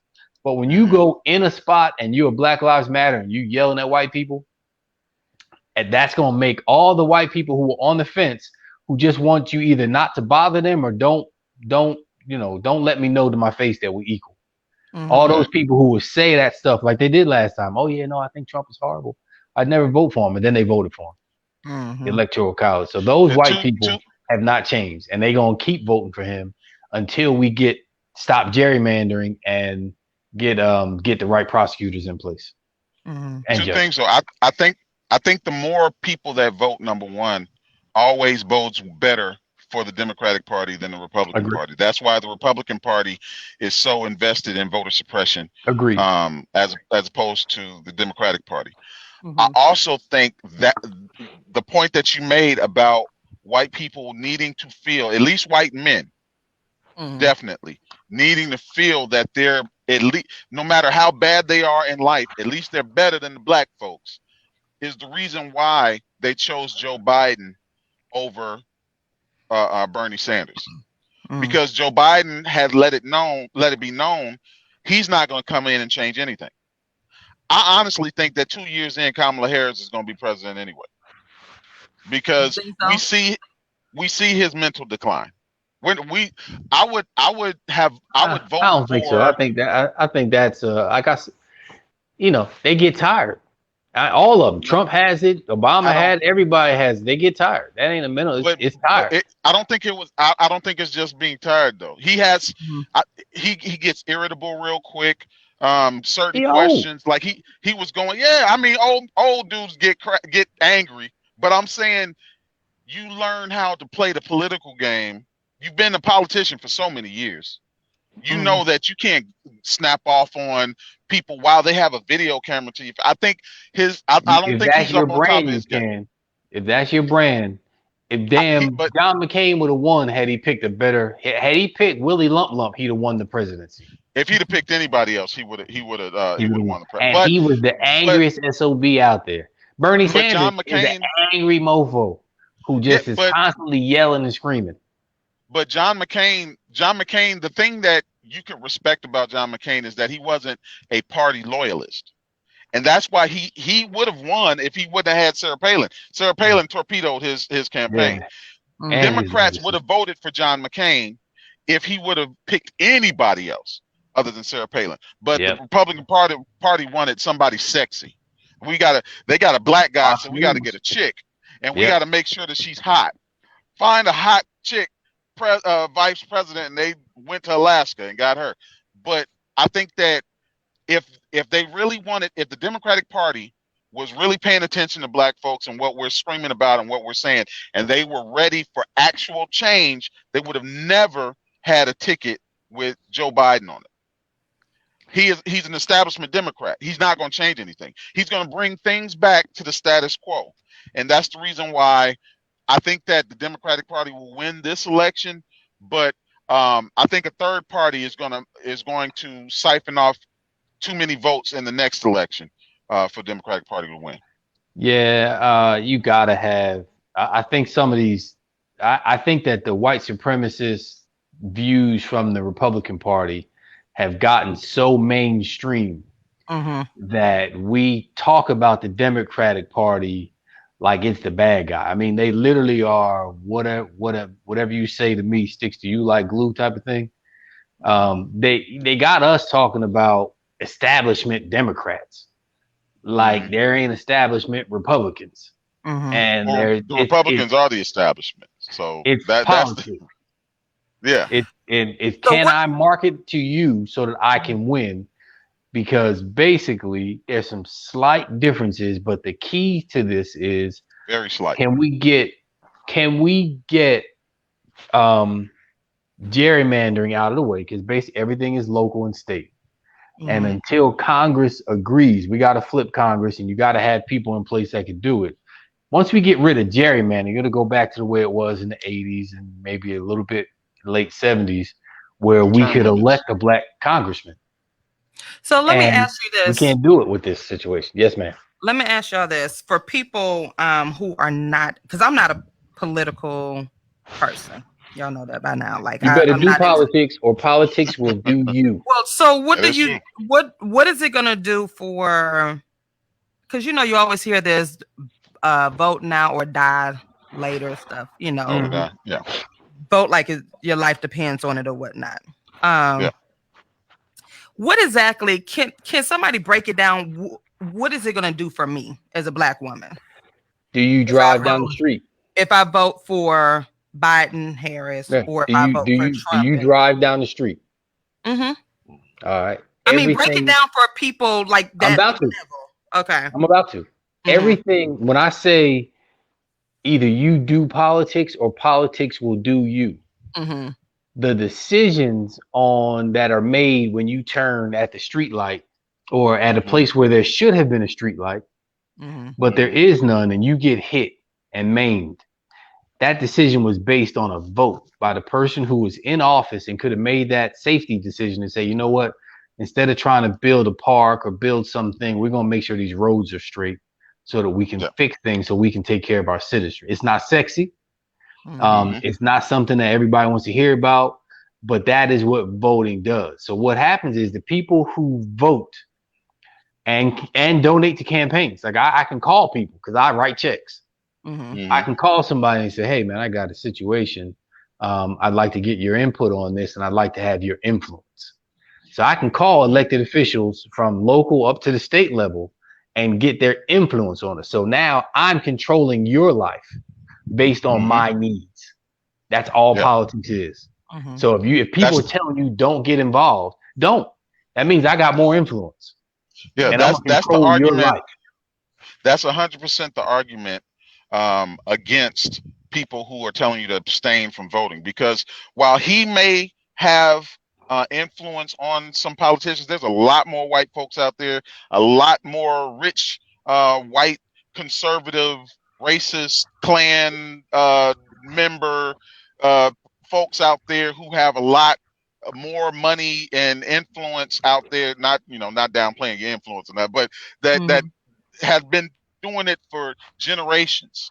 Right. Who, if you don't vote, there'll still be a vote. Somebody is still going to make a decision. Right. They just won't make a decision that bodes well for you. So what about when we tell people to vote? Because I remember this was, a lot of people got disappointed when Trump won. It's like all these people went out to vote, and you see the same thing happening. And for those who are out there, like, these are real questions that people ask and probably afraid to ask because you either get jumped, because you don't really understand. Sometimes you don't understand, because if you're telling me to vote, and you got all these people to vote, and then he wins, and it's like, wait a minute, I voted, I did what I was supposed to do. What happens now? So what happened in 2016 though was that we didn't vote. That was don't put that on us. Don't put that on us. No. I'm not saying that. I remember a lot of folks voting. We weren't the only ones, because black women voted. Yeah. Black women always vote. Black women never vote against their own self-interest. We do. Black men do, but black women never vote against their own self-interest as a group. Yeah. I'm saying that our voter turnout was not good, but and part of that was we just assumed that everybody else saw what we saw. Well, so the to that point, they saw it, loved it. So America, and I say this all the time like I'm beating a horse, America is a white supremacist country. If you study history, anytime there was any type of benchmark where black people made progress, you better run as fast as you can forward, because they're going to kick us in the behind 3 steps back every time. I don't care whether it was abolition of slavery, Reconstruction, Voters' Rights Act, President Obama. You had to know after he did his 8 years, that somehow, some way we were going to get kicked back. Trump is the kickback. It didn't matter how much we voted. America was going to flex its power and show us who we are and where we stand in their eyes. And it wasn't all our fault. I'm saying that we didn't show up though. We showed up before. They showed their numbers, and they had a message. The message was, we are not going to let these people take our country. Exactly. And Hillary Clinton ran a horrible campaign. She's a horrible candidate. She was. The difference between Hillary Clinton and Bill Clinton is Bill Clinton is a politician. Okay. Hillary Clinton is a lawmaker. Exactly. Hillary Clinton will get the job done. She'll get behind closed doors. She'll make deals. And it'll be brilliant. She'll sneak things in that you didn't think she was going to sneak in. Yeah, she's great at that, but she's not good at kissing babies and shaking hands. Her husband is great at that. A politician can make you feel like they really feel what you're talking about, and they really hear you, and they really understand, and then they'll go and ignore and forget they ever had a conversation with you. That's what a good politician does. Barack Obama was a great politician. Politician. I'm not saying that he had those same kind of cavalier mindset. Nah, but the brother was he did. When history shows it, and so this is where I get pissed off with us, right? Basically, we don't read crap. No. We everything comes off a meme or off of some show where maybe Candace Owens or somebody like her said something. Hopefully and then we actually believe it. So we will say stuff like, well, Barack Obama didn't do anything for black people. And I'm just like, just sometimes I'll just be like, shut up. I don't even want to hear that, because you're not even going from facts. You're going from your emotional standpoint, you're listening to people who who hate you, who want to say that the man that not only just when you think about the first things he had to do, if a bunch of industries would have died from the Gulf of Mexico all the way to Argentina if the man didn't handle that Deep Horizon oil spill, right? Yeah, it would have went all the way down to the Gulf of Mexico, ruining fisheries, ruining tourist economy. So that would have been an international incident because we would have been responsible for messing up Mexico going all the way down. He fixed that. The economy. H1N1. Right. H1N1. Fix that. Ebola. Fix that. My brother's keeper. Done. Sentencing guidelines. Fixed. Quietly. Obamacare. Done. Fixed. Truth in sentencing. Done. The stuff that the brother did. Now, you have to understand we are still in America. And I understand as a light-skinned brother, I'm going to get a shot before my literal dark-skinned little brother is going to get a shot at the table where white people are comfortable. Okay. So there's only so much he can do in blackness. Should he have pardoned Marcus Garvey? I think so. But there's stuff that had to go on. Yes, sir. Was against him. With the Congress that said 2 days in, he's no. Like these people had a meeting during his inauguration. They didn't go. And they said nothing he does is going to succeed. So just think about this. When I talk to black people, just think about when you're at work. None of us were at work in our corporate jobs because we were okay.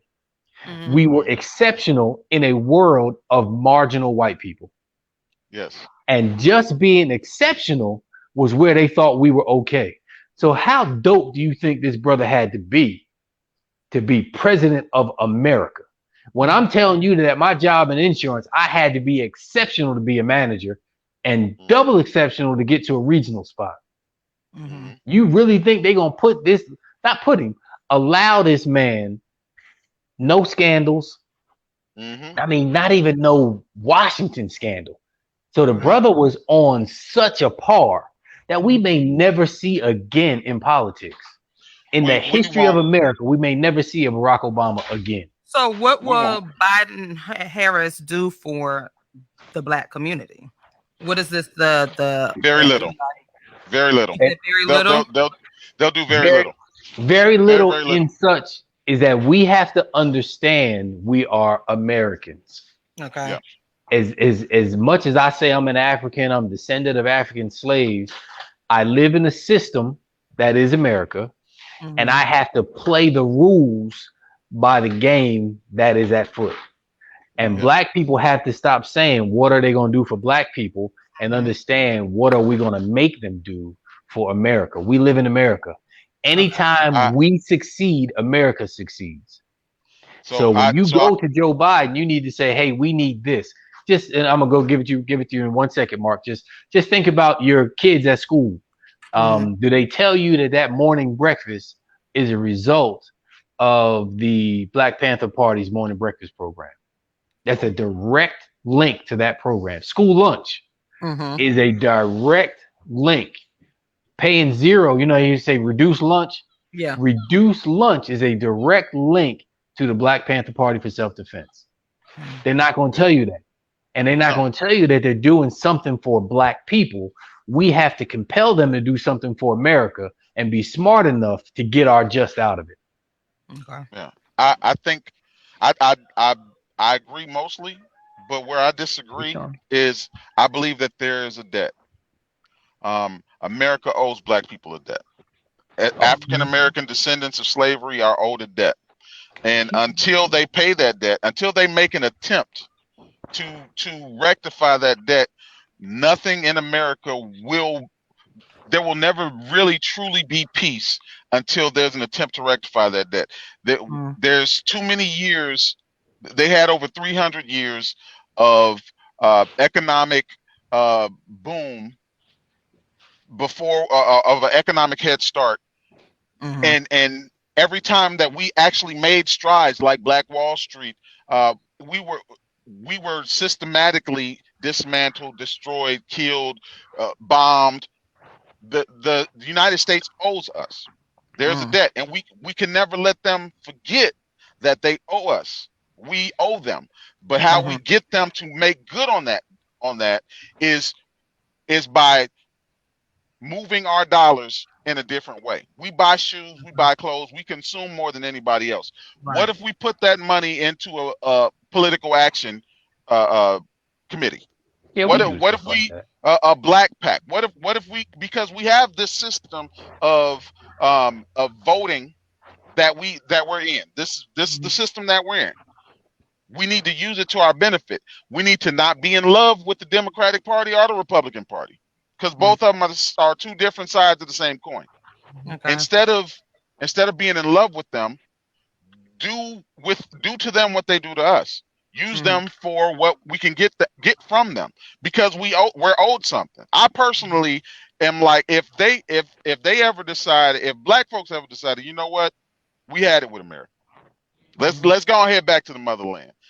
I'm like, listen, kids, what you feel about this? Because I'm fine with that, as long as if there is no pathway forward for us here in America, I'm fine with that. But I can't sit here in America knowing that you owe me a debt, see you buying some new Jordans and you pulling up with the new whip and telling me, hey, hop on in. You want to sit in the passenger seat while I'm driving the new whip and see. Right. You want to enjoy. You want to see me eat all this food that I've accumulated based off of the money that I borrowed from you. I can't sit back and watch that and be cool with it. I can't. I say that we demand what we need or what we should have from this United States, and the way that we do it is that's the tricky part. That's what we have to figure out. So who we can't depend on the Republican Party or the Democratic Party. We can't expect them to love us enough to do it. Here's my take on how we get that done. I ain't asking you for crap. I'm not asking you for a thing. I'm not expecting you to do a thing, because if I was in your position, I'm keeping everything myself. I'm not giving you anything. I don't care what I did to you in the past. Now you can come compel me to do it. If you compel me to do it, yeah, I'll give you some. But that's where we miss the process and how things work in America. In America, if there's going to be any, I guess you got to put this up there. I'm a disclaimer. I'm not saying or advocating for violence. In America, the only way things get moved ahead is with blood. Yes. Blood and money. That's money. It. So if I'm not going to make you bleed and I'm not going to hurt you in your pockets, ain't nothing going to happen. Stop looking for a black agenda. The black agenda is not going to save you. You are your savior. And until you know how we got these police reform change, we burn some damn buildings. Yeah. So if you think that burning them buildings is like rioting and it didn't happen, that's what happened. We got the change because we burned some buildings, and other cities were like, oh crap, we can't have them burn our buildings. Let's fix this now. We know we got this problem with systematic racism in our police departments. So I don't want you to do anything for me for free. I'm going to take it. I need you to know I'm coming to take it. I need you to know my family is coming to take it. So once you understand that we coming to take what's ours, you're going to start negotiating from a different point of view. You're going to start negotiating from the standpoint of, oh, we might get annihilated in terms of our power. Black people have never wanted revenge. We just wanted respect. You're putting us in a place that we're going to start thinking about revenge, financially or straight up revenge. What you see now, like I had this thing I tell the guys, Mark, on the show, if a white dude that's 30 calls me a nigga, I'm going to laugh at him. Like, you don't have a new word yet? You 50 something, you call me a nigga, I'm going in your mouth because you know the power of the word. You know what it is. Yeah. It is instantly retribution. So in this situation, Black people have to compel the change. We have to be the change. We are consumers because of our life in bondage and our life as second-class citizens. We're not consumers because we want to be frugal with money. The poor mentality is kind of like in us, like high blood pressure. We didn't have nice things for generations en masse. So we're going to buy nice stuff. That's just, it's in us. Ain't nothing we can do about it. So now we need to figure out how to monetize that on our own. So once we get to that point that we're not looking to white people for anything and understand that we are the creators, they just monetize our creations. We, the people in the field, we got to get comfortable with saying slavery is not over. The industrial prison complex is $1 trillion industry. It's still slavery. Slavery is still going on. And until we decide, till everybody gets comfortable, and I say this all the time, my freedom came with a 96 F-150. I didn't have any notes. I didn't have any kind of bills. We had a house note. That's it. And then I bought a new truck, but I bought the damn thing. I needed a new one. I bought it. I didn't buy a used one. I wanted a brand new one because I'm going to keep it for 20 years. Wasn't thinking about the risk there, but I don't have anybody holding me or owing. I don't owe anybody. And when we get to the point that we don't owe anything, we don't borrow against the store. That's the same process. This credit is a process. It's just like buying seeds as a sharecropper. You can never pay them back enough. You're never going to make it. That's the only way to do it is to go completely what you would see as poor. That's why our grandmoms and them could make financial gains because they had those little shotgun houses that they owned. They wasn't looking for the 10-bedroom houses. They were looking at wealth. They bought land. Yeah. How many people buying land? Yeah. How many people are planting a garden and eating from your garden? How many people the number of people that got just on their body thousands of dollars in jewelry, shoes, and clothes and eyewear. Yeah. Thousands of dollars. Then you talking about what's the Black agenda. You can't have a Black agenda because your ass can't stay out the shopping. you so soft that you can't go without. So there's no Black agenda. Don't ask me about the Democratic Party or the Republican Party if you got on $500 eyeglasses and you don't make $1 million. Everything relative terms. Right. If you don't have $1 million liquid, you should have $500 glasses because in terms of scale, it fits. Right. If you got $500 eyeglasses on, a $80,000 car, $2,000-$3,000 apartment, don't talk to me about a Black agenda because you messing everything up just in your consumerism. Yeah. Yeah. So it's there. We just got to be willing to go back to being self-sufficient. Yeah. And I don't want to hear about you don't deserve nothing because your kids ain't gonna be able to you can't get them that parking spot at the apartment. Yeah. Yeah. Wow. You've got mail. Messages from him with Tashawn and friends. We are chopping it up. The political aspect from Fred to politics. Let me say this, right? Because I'm gonna speak for the hood because I'm from the hood and I maybe I don't know where y'all from particularly, but I know I know all of my peoples are from the hood. I'm just not a hood dude. I don't have the hood mentality, but I'm very, very, very familiar. And the conversations this is why you in the hood now when they say, well, nobody done anything for Black people. Yeah, I think that stems from anybody doing anything specific. Like everybody else got something specific. We got the Jews that got something specific, Chinese, the Italians, the Greeks. America have given specific things, monies, whatever, to these to these people specifically. Nothing has never been given specifically to blacks. No one has said, "Nah, these are for black people." Because we didn't compel them to do it. Right. The Native Americans, they threatened to take them to the UN. Right. So my thing is like, right, you're absolutely right. So now with that being said, we understand, well, a lot of us understand the power of the dollar. So if we held out 1.1 trillion, the voting nothing would matter. Like if we held on to our 1.1 trillion, you know what that would do to America? Yeah. I think that if we have to start changing the direction. Like, okay, so as much as we talking about voting, let's talk about supporting black businesses. Let's talk about holding our money. Let's talk about consumerism. Let's talk about not being able to spend $100,000 when you only make 40 a year. Let's address that. Let's hold our money because this is why America the way it is, because of our money and nothing else. Yeah. Well, go ahead. When you understand who we are in America and what our purpose here, we're an engine. That's what they brought us here for. We're an engine.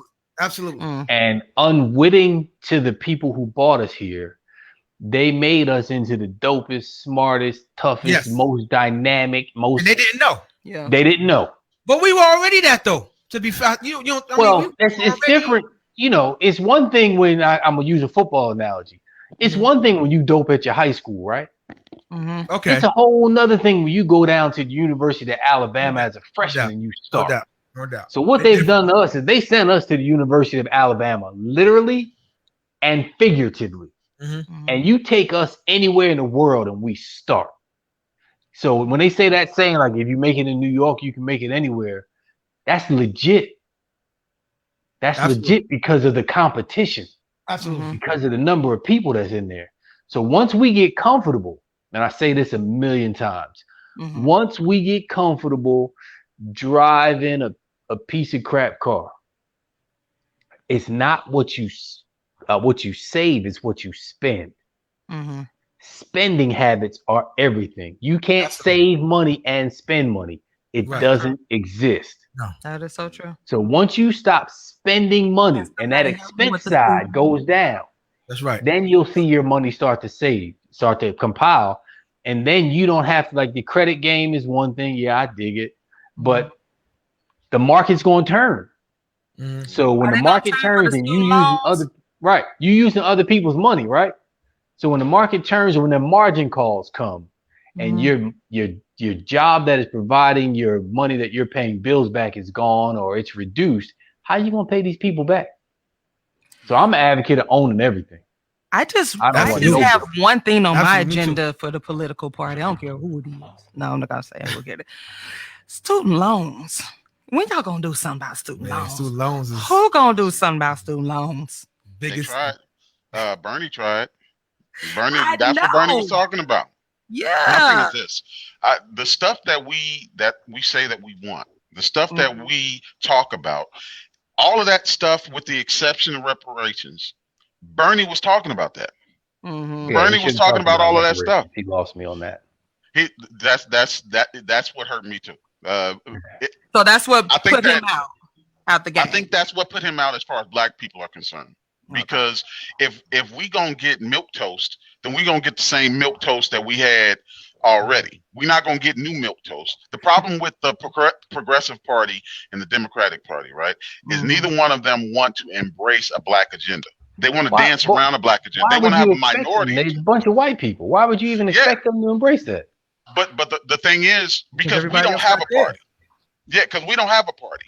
So because we don't have a party, we expect, hey, if you saying that if you're gonna play the saxophone at Arsenio Hall for us, if you're gonna have hot sauce in your bag for us, you know what I'm saying? If you're gonna do all that for us, then you should at some point care about even at the worst political moment that I've seen in my lifetime, you still can't, and you need our vote. Like, you desperately need our vote. You still can't embrace a black agenda. So what that tells me is that you'll never really embrace the black agenda. So cool. We need to get this dude out of office. After we get him out of office, then we really done with you. We really truly done. Till said, why can't we have our own party? I'm about to answer that question. You ever see the movie The Untouchables? Yeah. Elliot Ness. Right, so there's a point in the movie where Sean Connery is asking Elliot Ness, what you gonna do about it? Like, he shot one of yours, you need to send one of his to the morgue, right? What you gonna do about it? I'm tired of hearing black people talk about ain't no gay party. Them brothers and sisters is getting their stuff handled. Exactly. That's my point, Wayne. That's my point. Why? They do have political action. They're not getting their stuff handled.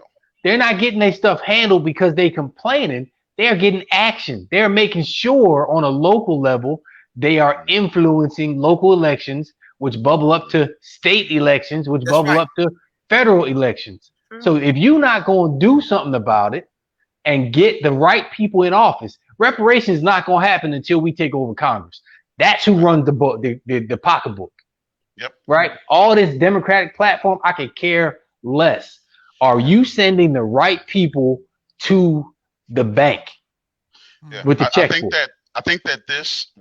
I wrote a op-ed in the Ego magazine, the magazine that Lady J runs. But what I said is that this election proves to black people our worth to the Democratic Party, not to the Republican Party. We already knew where we stood with the Republican Party.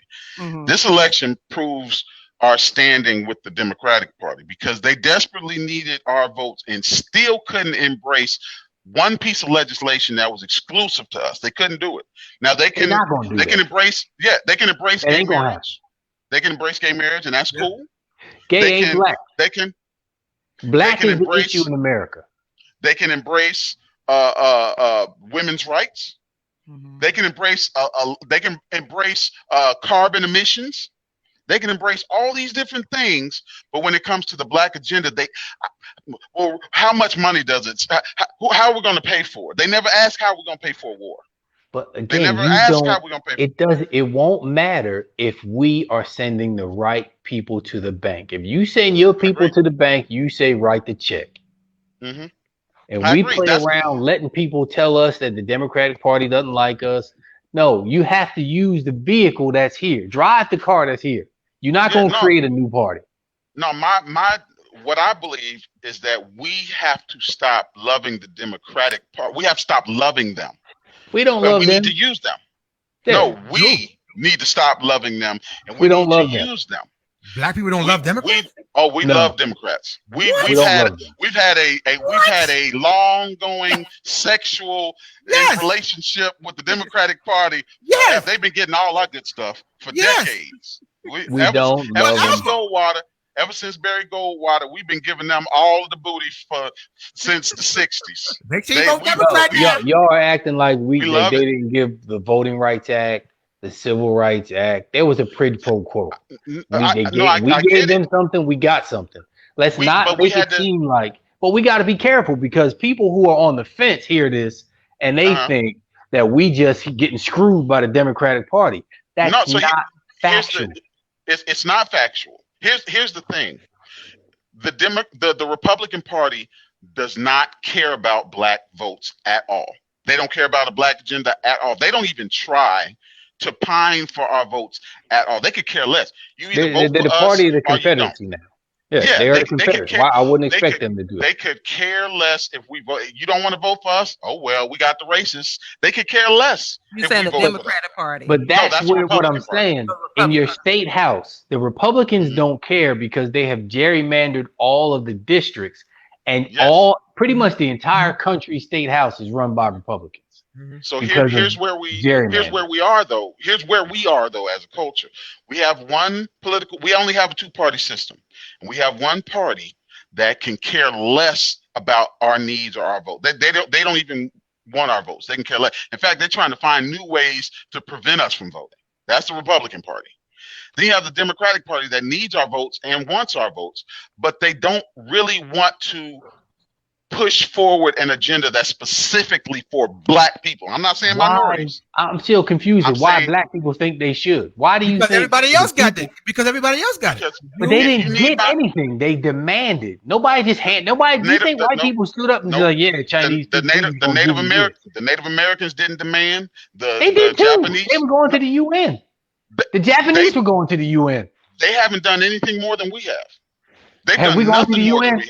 Oh, yeah. Have we gone to the UN? Malcolm X was going to the UN. Did Malcolm go, or did his ass get killed before he went? He got killed before he went, but everybody in the UN knows what's going on here. It doesn't matter whether they know. If I'm not going to compel you, this is a money game. This ain't no different than just break it down to the streets. It's the same situation. Unless I compel you to get up off my corner, you're gonna stay there and make money on it. So that's the conversation then. So if it's a money game, okay. So this is what we're gonna do. All right.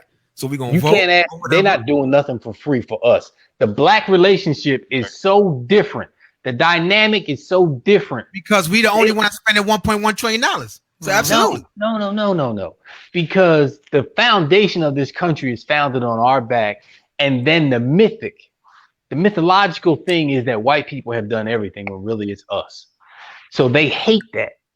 They hate the idea that they can't be America without us.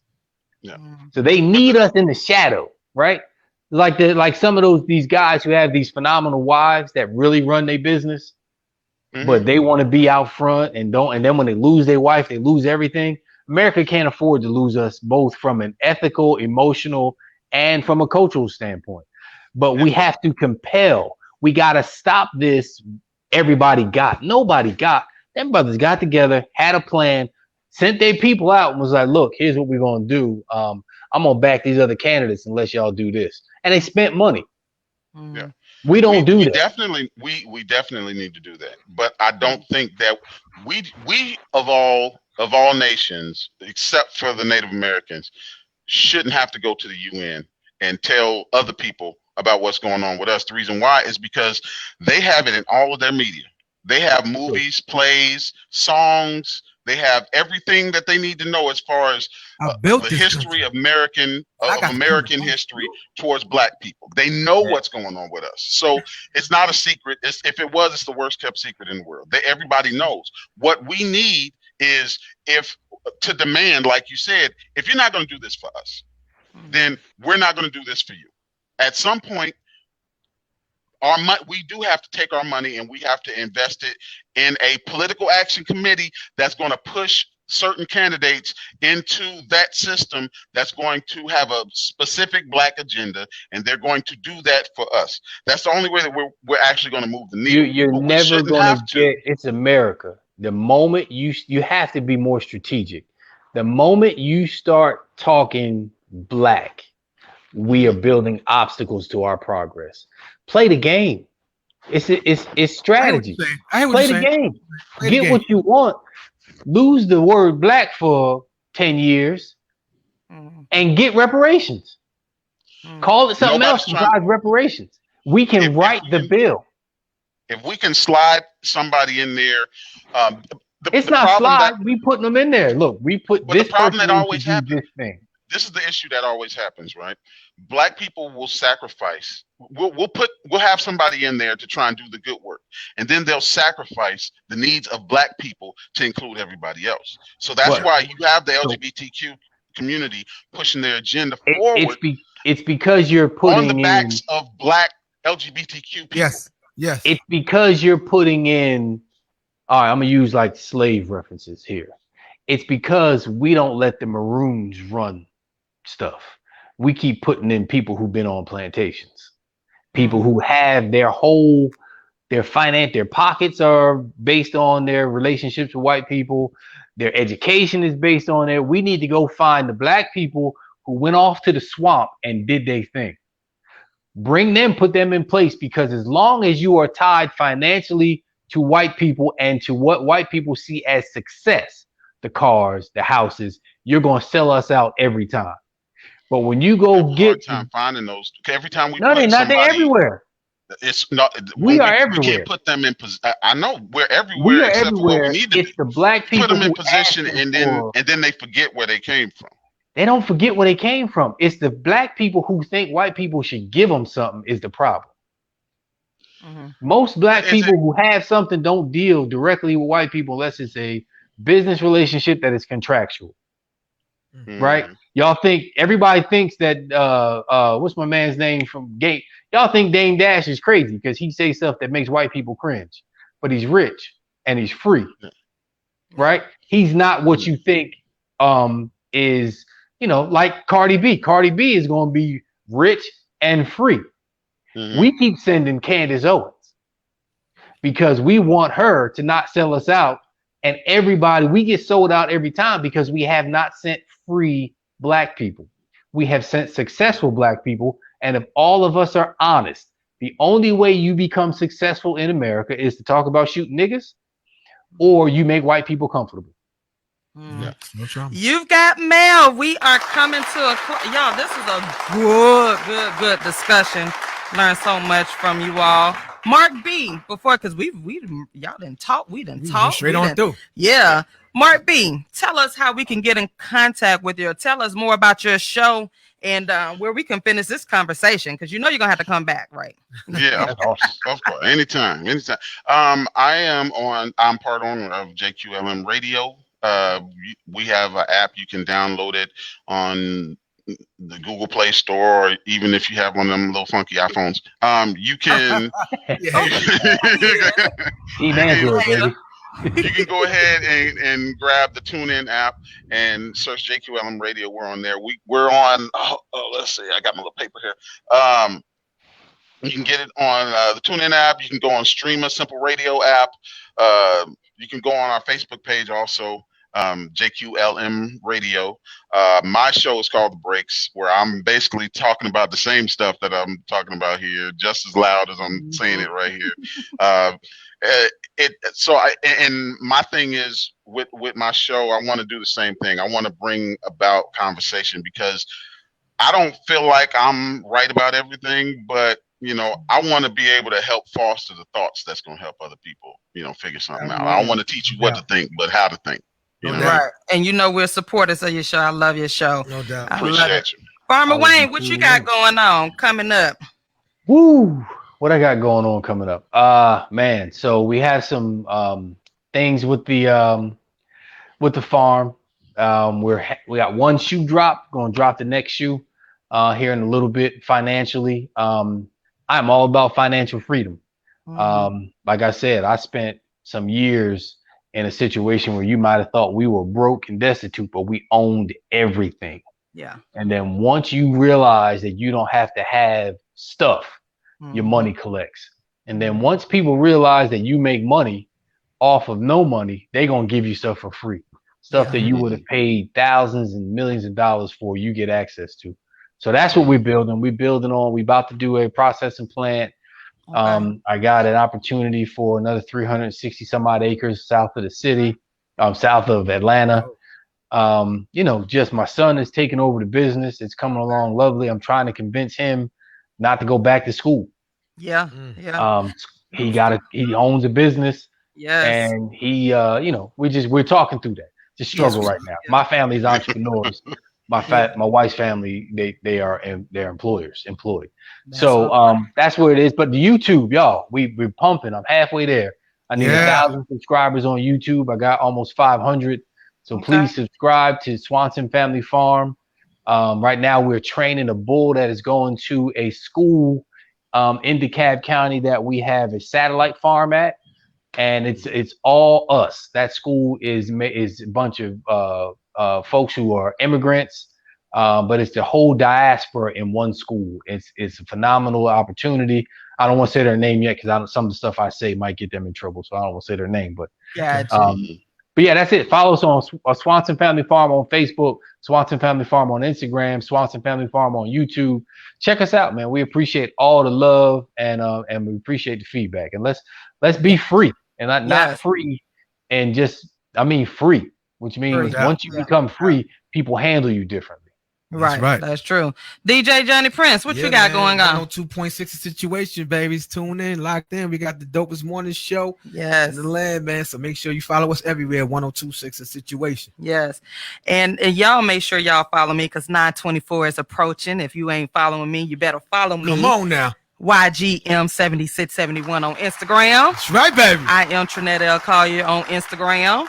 YouTube is coming up. It's up. I need those followers. Farmer Wayne and Mark B and DJ Johnny Prince. You send them on over there. But send them on. I need y'all to stay connected because 924 is a big day for me. Big release. If you're on my Instagram, you should be following.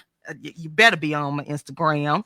But I'm so happy to be back, Mark. I thank you for coming on. Thank you. Welcome me back to my show after 2 months. Farmer Wayne, I really appreciate y'all holding the sister down, literally holding the sister down. No doubt. I appreciate. Got to give shout outs to my hubby, no doubt, for holding me down. My family, That's what's up. Yeah, so I appreciate you all. I'm back, y'all. So come back next Saturday, same time, same place.